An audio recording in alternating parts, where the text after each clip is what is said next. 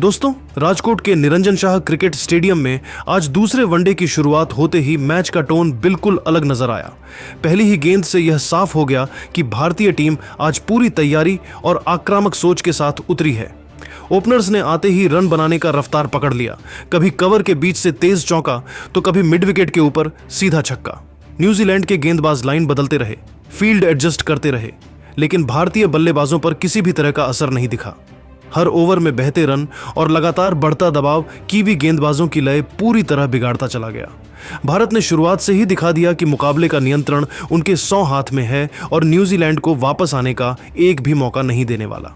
तो दोस्तों, इस वीडियो में आप जानेंगे कि टीम इंडिया ने शुरुआती ओवर्स से ही मैच का रुख कैसे मोड़ा, किन बल्लेबाजों ने अपने शॉट्स से खेल का रंग बदल दिया और भारत ने स्कोरबोर्ड पर कैसा धमाका किया। लेकिन आगे बढ़ने से पहले एक सवाल, क्या आपको लगता है यह सीरीज अब भारत आसानी से जीत लेगा? अपनी राय कमेंट में लिखें और टीम इंडिया को सपोर्ट करते हैं तो वीडियो को लाइक और शेयर भी जरूर करें। दोस्तों, राजकोट के निरंजन शाह क्रिकेट स्टेडियम में आज का नजारा ऐसा था मानो कोई बड़ा उत्सव शुरू होने वाला हो। सीरीज के पहले मुकाबले ने पहले ही मिनट से पूरे शहर का ध्यान अपनी ओर खींच लिया था। भीड़ स्टैंड्स में जमा थी, तिरंगे हवा में लहरा रहे थे और हर दिशा से उठती आवाज बता रही थी कि भारत आज कुछ खास करने वाला है। टॉस के वक्त जब शुभमन गिल ने बिना हिचकिचाए पहले बल्लेबाजी चुनी तो दर्शकों की उम्मीदें और भी बढ़ गईं, क्योंकि पिच रन बरसाने के लिए एकदम तैयार दिख रही थी और आउटफील्ड बेहद तेज। रोहित शर्मा और शुभमन गिल जैसे ही ओपनिंग के लिए मैदान पर उतरे, पूरे स्टेडियम की ऊर्जा एकदम बदल गई।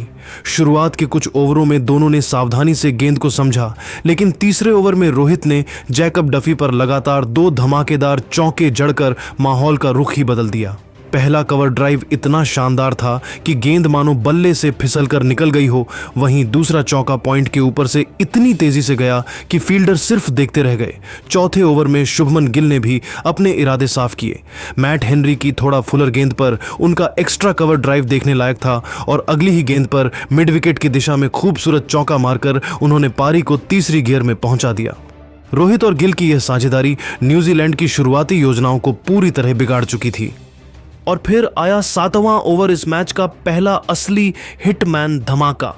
हेनरी की शॉर्ट गेंद पर रोहित ने अपने ट्रेडमार्क पुल शॉट से लगभग 90 मीटर का छक्का लगाया, जिससे स्टेडियम में बैठे हर फैन की आवाज एक साथ गूंज उठी।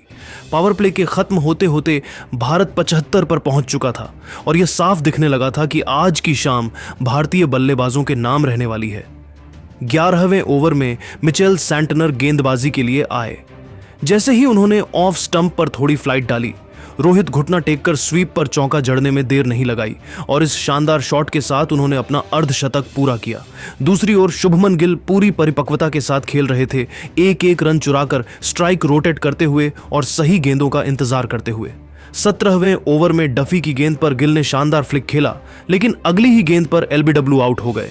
टीम इंडिया को पहला झटका लगा। 108 रनों के स्कोर पर लगा गिल ने तूफानी 67 रन बनाए। गिल के आउट होने के बाद बल्लेबाजी करने उतरे विराट कोहली ने आते ही तेज शुरुआत की चौके लगाकर खाता खोला। दूसरी तरफ रोहित शर्मा का तूफान जारी रहा। 20वें ओवर में डेरिल मिचेल की गेंद पर कवर ड्राइव के साथ रोहित ने अपना अर्धशतक पूरा किया। यह साझेदारी भारतीय क्रिकेट का नया चेहरा लग रही थी। एक तरफ अनुभव का पहाड़, दूसरी तरफ युवा जोश। लेकिन 27वें ओवर में इस साझेदारी को झटका लगा जब सैंटनर की गेंद पर रोहित ने कट खेलने की कोशिश की और किनारा लगने से वह विकेट कीपर लैथम को कैच दे बैठे।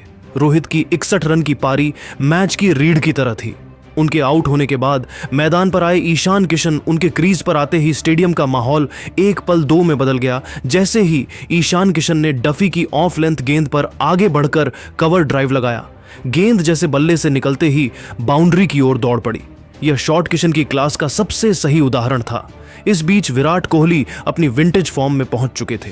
स्पिनरों के खिलाफ उन्होंने स्वीप और रिवर्स स्वीप की मदद से रन बनाए, जबकि तेज गेंदबाजों की शॉर्ट गेंदों को पुल करके बाउंड्री के बाहर भेजते रहे। 30वें ओवर में डफी की गेंद पर विराट आगे बढ़े और लॉन्ग ऑफ के ऊपर से छक्का मारते हुए 41 गेंदों में अपना अर्धशतक पूरा किया। दर्शकों का शोर इस एक पल में अगले स्तर पर पहुंच गया। उनका यह अर्धशतक पूरी तरह नियंत्रण, संतुलन और ताकत का मिश्रण था। दूसरी तरफ किशन ने भी अपनी रफ्तार तेज कर दी। 40वें ओवर में हेनरी की गेंद पर एक परफेक्ट ऑन ड्राइव लगाया और फिर अगले ही ओवर में बैकफुट पर जाकर पॉइंट के ऊपर से चौका जड़ दिया। सिर्फ 37 गेंदों में उनका अर्धशतक पूरा हो गया और टीम इंडिया 40 ओवर के अंदर 290 के पार पहुंच चुकी थी। न्यूजीलैंड के गेंदबाज चाहे जितनी बार लाइन लेंथ बदलने की कोशिश करते, भारत के दोनों बल्लेबाज उनके ऊपर हावी ही दिखते। 44वें ओवर में विराट कोहली ने मिचेल सेंटनर की गेंद को साइड स्क्रीन के ऊपर भेजकर अपना शतक पूरा किया। यह छक्का मैदान पर बैठी हर उम्र के दर्शक को रोमांचित कर गया। 46वें ओवर में मैट हेनरी गेंदबाजी के लिए आए और विराट कोहली ने पहले 2 गेंदों को चौके के लिए भेजा, फिर तीसरी गेंद पर एक जबरदस्त स्लॉग स्वीप खेलकर बड़ा छक्का जड़ा। लेकिन चौथी गेंद पर बड़ा शॉट खेलने की कोशिश में वह एक 126 रन पर कैच दे बैठे। स्टेडियम कुछ पल के लिए शांत हुआ, लेकिन फिर पूरा मैदान खड़े होकर इस अद्भुत पारी का सम्मान करने लगा। विराट के आउट होने के बाद क्रीज पर हार्दिक पांड्या, जिन्होंने आते छक्का लगाया और अगली गेंद पर सिंगल लेकर स्ट्राइक ईशान किशन को दे दी। किशन पूरे संयम और नियंत्रण के साथ खेलते रहे। दूसरी तरफ हार्दिक पांड्या ने 49वें ओवर में काइल जेमिसन के ओवर में 4 छक्के लगाकर लगा दिए। वहीं ईशान किशन ने विकेटों के बीच दौड़कर रन लिए, शॉट सिलेक्शन बिल्कुल परफेक्ट रखा और अंत तक नाबाद रहते हुए 82 रन बनाए। 50वें ओवर की आखिरी गेंद पर भी उन्होंने चौका लगाकर पूरी पारी की लय कायम रखी और भारत को एक मजबूत फिनिश दिलाया। 50 ओवर खत्म होने पर भारत ने 3 विकेट खोकर 379 रन बनाए। यह सिर्फ एक बड़ा टोटल नहीं था, बल्कि भारतीय बैटिंग की गहराई, क्लासिक तकनीक, पावर हिटिंग और मैच की स्थिति को पढ़ने की क्षमता का बेहतरीन मिश्रण था। विराट कोहली की ऐतिहासिक 126 रन की पारी और ईशान किशन की नाबाद 82 रन की उत्कृष्ट इनिंग्स ने इस मैच को भारतीय बल्लेबाजी का एक शानदार प्रदर्शन बना दिया।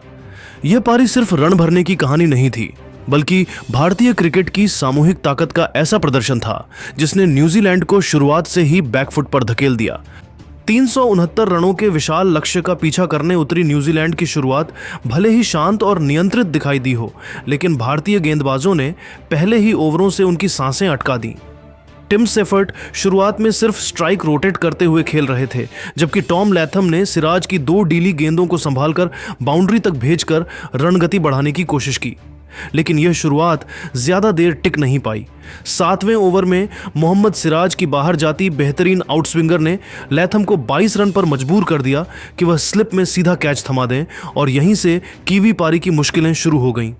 भारतीय गेंदबाजों का दबाव कम होने का नाम नहीं ले रहा था। 10वें ओवर में सिराज की अंदर आती गेंद सेफर्ट के बैट पैड के बीच से निकलकर स्टंप्स उड़ा गई और वह 28 पर आउट हो गए। दोनों ओपनर्स के पवेलियन लौटते ही न्यूजीलैंड की लय बिखरने लगी। डेवन कॉनवे और डेरिल मिचेल ने मिलकर पारी को स्थिर करने की कोशिश की। कॉनवे ने कुलदीप यादव के खिलाफ 2 शानदार कवर ड्राइव लगाकर थोड़ी राहत दिलाई, लेकिन कुलदीप ने तुरंत ही अपनी क्लास दिखाई। उन्होंने एक बेहतरीन फ्लाइटेड डिलीवरी पर कॉनवे को 31 के निजी स्कोर पर कैच करा दिया। इसके बाद पारी की नींव और हिल गई। मिचेल 19 रन बनाकर प्रसिद्ध कृष्णा की तेज बाउंसर पर फंस गए। वहीं ग्लेन फिलिप्स मात्र 12 रन बनाकर जडेजा की घूमती गेंद का शिकार हो गए। 30वें ओवर तक कीवी स्कोरबोर्ड 128 रनों पर 5 विकेट दिखा रहा था और भारतीय गेंदबाज पूरी तरह मैच पर कब्जा कर चुके थे। निचला क्रम संभल पाता उससे पहले ही दबाव बढ़ता गया। माइकल ब्रेसवेल ने एक जोरदार छक्का जरूर लगाया, लेकिन सिराज की अगली ही गेंद एक घातक यॉर्कर ने उनकी पारी समाप्त कर दी। सेंटनर और हेनरी ने कुछ देर टिकने की कोशिश की, मगर रन रेट आसमान छू रहा था और विकेट गिरने का सिलसिला थम नहीं रहा था। धीरे धीरे न्यूजीलैंड सिर्फ 233 रन तक पहुंचते पहुंचते अपने 8 विकेट गंवा बैठा। बड़े लक्ष्य का बोझ और भारतीय गेंदबाजों की अनुशासित गेंदबाजी ने पूरी कीवी टीम को बैकफुट पर धकेल दिया और मुकाबला एकतरफा होकर भारत की मुट्ठी में सिमटता चला गया। मुद्दे का हल निकालना चाहिए ताकि किसी देश को यह महसूस ना हो कि उसकी बात सुनी नहीं जा रही। कुल मिलाकर देखा जाए तो ऑस्ट्रेलिया के ज्यादातर दिग्गज बांग्लादेश के समर्थन में खड़े नजर आ रहे हैं। सिर्फ डेविड वार्नर ही ऐसे बड़े नाम हैं